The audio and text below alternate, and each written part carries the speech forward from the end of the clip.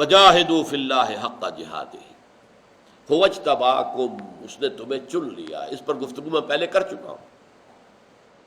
یہ لفظ جو ہے مصطفیٰ مجتبی حضور کے لیے استعمال ہوتے ہیں دونوں. محمد مصطفیٰ، احمد مجتبی صلی اللہ علیہ وسلم وفداہ آباؤنا و امہاتنا. اب استفاء اور اجتباء میں فرق کیا ہے؟ استفاء ہے چن لینا، out of some thing, you choose some thing out of some thing. جیسے میں نے عرض کیا تھا کہ ایک گلاب کا پودا ہے، 10 پھول لگے ہوئے، آپ نے ایک پھول جو ہے اس میں سے توڑ لیا، آپ نے اس کو پسند کیا، باقی 9 جو ہے آپ نے ریجیکٹ کر دیا.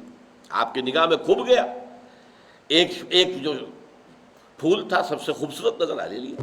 یہ استفاء ہے، آؤٹ آف. اس لیے استفاء کے بعد ہمیشہ آتا ہے اعلیٰ.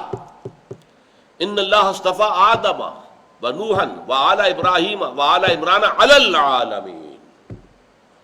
اور حضرت مریم کے لیے آتا ہے اصطفیٰ کے علی نساء العالمین، اللہ نے تمہیں چن لیا ہے تمام جہان کی عورتوں پر، یعنی ان میں سے چنا ہے تمہیں.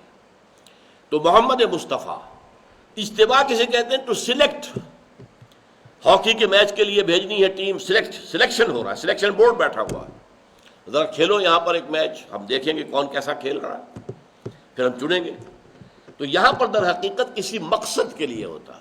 لے، لام آئے گا پھر اس کے آگے، لے کس لیے چن لیا ہے. اور یہ در حقیقت یہاں تھوڑا سا میں انگریزی میں جب بڑے کمپلیکس سینٹنسز کو انالائز کیا جاتا تھا تو یاد ہوگا آپ کو کہ ایک سبارڈینیٹ کلاس ہوتا تھا، ایک پرنسپل کلاس ہوتا تھا. پرنسپل کلاس جو ہے وہ اس جملے کا اصل مضمون ہے، اور درمیان میں کوئی بات آ گئی ضمنی طور پر، مقطع میں آ پڑی ہے سخن گستران بات. تو یہاں دیکھیے گا هو اجتباکم، اس سے لے کر وما جعل علیکم فی الدین من حرج ملۃ ابیکم ابراہیم هو سماکم المسلمین من قبل وفی ھذا، یہ سبارڈینیٹ کلاس ہے. هو اجتباکم کا تعلق کس سے ہے؟ لیکون الرسول شہیدا علیکم وتکونوا شہداء علی الناس. دس از دی پرنسپل کلاس. اللہ نے تمہیں سلیکٹ کر لیا ہے تاکہ رسول گواہ ہو جائے تم پر، اور تم گواہ ہو جاؤ پوری نوع انسانی پر.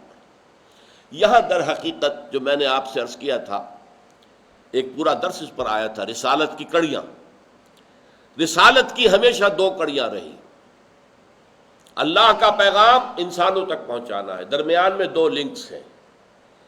فرشتوں میں سے ایک چن لیا، جبرائیل، اللہ نے اسے حوالے کر دیا پیغام.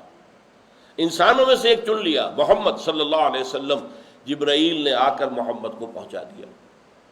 اب محمد کے ذمے ہے صلی اللہ علیہ وسلم کے انسانوں کو پہنچا دیں. 2 لنکس، 2 کڑیاں. یہ ہم پہلے حصے میں پڑھ چکے ہیں. اللہ یصطفی من الملائکۃ رسلا ومن الناس، اللہ پسند کر لیتا ہے، چن لیتا ہے فرشتوں میں سے بھی اپنے پیغام پر، انسانوں میں سے بھی.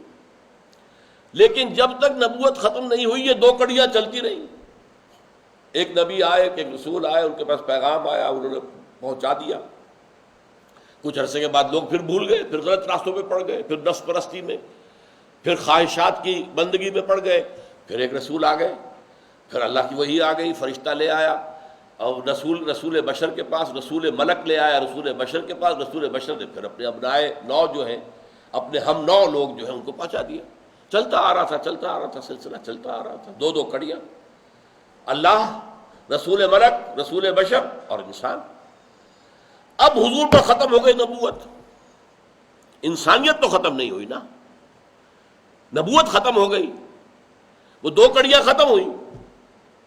اب در حقیقت آخری 2 کڑیاں جو تھیں ان کے ساتھ ایک تیسری کڑی ایڈ ہو گئی، امت مسلمہ. اللہ سے جو پیغام ملا جبرائیل کو، جبرائیل نے پہنچایا محمد کو صلی اللہ علیہ وسلم، محمد نے پہنچایا امت کو. امت کا کام ہے بقیہ تمام تا قیام قیامت تمام نوع انسانی کو وہ پیغام پہنچایا. اس لیے یہ کہا گیا هو اجتباکم، تو تم خوشیاں مناؤ، جشن مناؤ، تمہارا چناؤ ہو گیا ہے. دیکھیے کسی شخص کا اگر سلیکشن گریڈ میں آ گیا، جناب اللہ مبارک کرے بھائی، مبارک، تمہارا سلیکشن ہو گیا. اب سلیکشن کے اوپر مبارک بات دی جاتی ہے نا. یہاں تمہارا سلیکشن ہو گیا ہے، اپنی قسمت پر ناز کرو، تمہیں مجموعی طور پر رسول کا مقام حاصل ہو گیا ہے۔ یہ بڑی بات میں کہہ رہا ہوں، موٹی، ذرا سمجھ لیجئے اس کو، اس لیے کہ نبوت تو حضور پر ختم ہو گئی، اس لیے کہ نبوت نام ہے اللہ سے لینے کا۔ وہ جو وحی آتی تھی، کھڑکی کھلی ہوئی ہے وحی کی، آ رہا ہے، لے لیا محمد نے صلی اللہ علیہ وسلم، پہنچا دیا انسانوں کو، صحابہ کو، بات ختم۔ اب حضور کا انتقال ہو گیا، وہ کھڑکی بند، اب وحی کا سلسلہ جو ہے، وحی رسالت و نبوت کا سلسلہ بند، کھڑکی بند۔ البتہ آخری وحی کو اللہ نے محفوظ کر دیا، انا نحن نزلنا الذکر وانا لہ لحافظون، ہم نے ہی اس ذکر کو نازل کیا ہے اور ہم ہی اس کے محافظ ہیں۔ اور وہ تیسری کڑی شامل کر دی امت مسلمہ کی، اب تمہارا کام اس کو پہنچاؤ۔ اب لینے کا کام کوئی نہیں رہا اللہ سے، لینے کا کام تو مکمل ہو چکا ہے۔ جو بھی اللہ نے دینا تھا نوع انسانی کو، نوع انسان را پیام آخری حامل او رحمت للعالمین، وہ تو دے دیا اللہ نے، اور نمبر 2 محفوظ کر دیا۔ اس سے پہلے تورات کو محفوظ نہیں کیا، انجیل کو محفوظ نہیں کیا۔ اگر محفوظ اللہ کر دیتا اس کو تو کیا کوئی اس کے اندر تحریف کر سکتا تھا؟ اور اگر قرآن مجید کی اللہ تعالیٰ ذمہ نہ لے لیتا حفاظت کی، تو کیا ہم چھوڑ دیتے اس میں تحریف کرنے سے؟ باز آ جاتے۔ ترجموں میں تحریفیں ہو گئی ہیں، تفسیروں کے اندر تحریفیں ہو گئی ہیں، کون چھوڑتا ہے اس کو؟ تو جان لیجئے یہ ہے سلسلہ، یہ فلسفہ نبوت ہے۔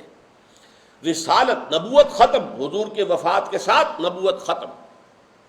اب جو ہے رسالت چل رہی ہے، رسالت محمدی ختم نہیں ہوئی، رسالت محمدی جاری ہے تا قیام قیامت، لیکن اب وہ اس کا کام جو ہے، اس کا فریضہ امت کے حوالے، بذریعہ امت۔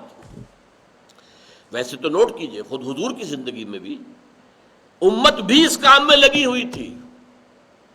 رسالت اور تبلیغ جو ہے وہ صرف حضور نہیں کر رہے تھے، اچھی طرح نوٹ کر لیجئے، بلکہ یہ بات جو ہے اگر آپ کے علم میں نہیں ہے تو اچھی طرح سن کر پلے باندھ دیجئے۔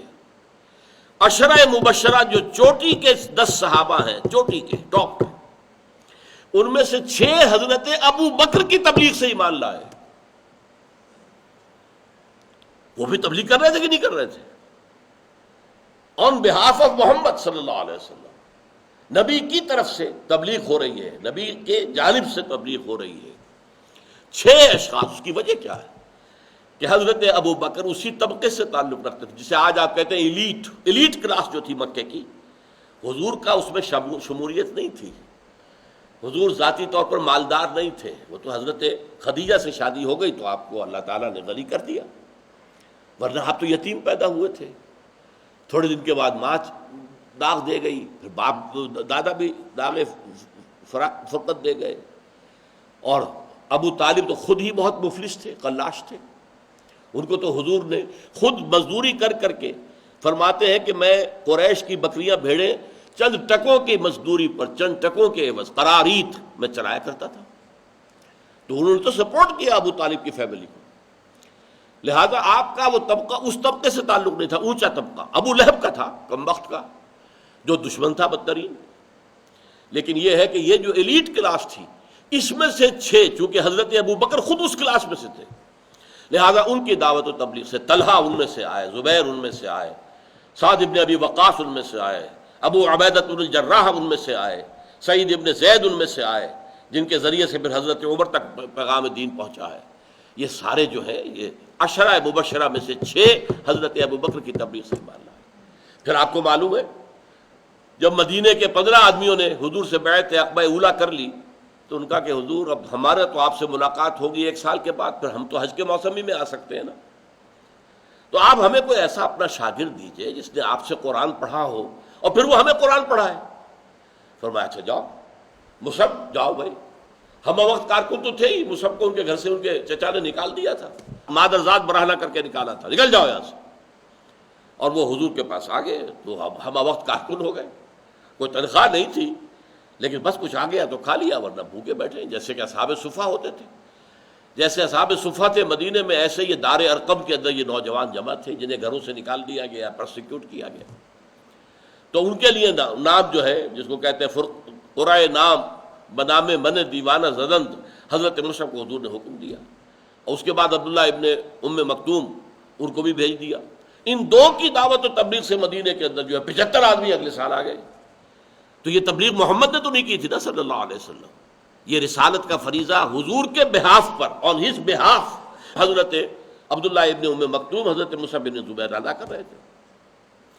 اسی طرح اب آپ کے انتقال کے بعد اب یہ فرض منصبی تا قیام قیامت پوری نوع انسانی کے لیے امت کے ذمے ہے، اور یہ عظیم ترین قرض ہے محمد کا ہمارے کندھوں پر صلی اللہ علیہ وسلم۔ حضور کا امتی بننا اور اس میں خوش ہونا اور حضور کی شفاعت کے امیدوار بننا تو آسان کام ہے، حضور کا جو قرض ہے آپ کے کاندھے پر اس کا کبھی احساس ہوا؟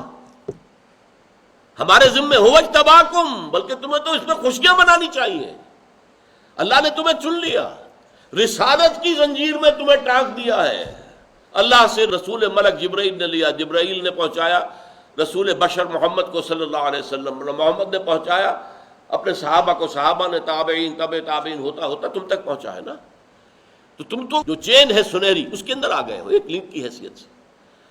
تو وجاہدوا فی اللہ حق جہاد، اب آپ غور کریں حضور نے کس درجے محنت کی ہے، مشقت کی ہے، آپ کے صحابہ نے کتنی محنت کی ہے، کتنی مشقت کی ہے، تب جا کے اس تبلیغ کا عقدہ ہوا۔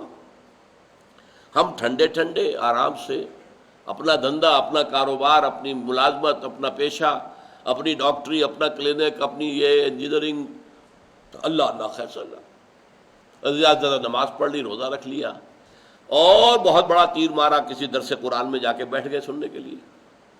اس سے آگے تو زمین جنبت نہ جنبت گل محمد، آگے کوئی حرکت کرنے کو تیار ہی نہیں، کوئی کام کرنے کے لیے تیار نہیں۔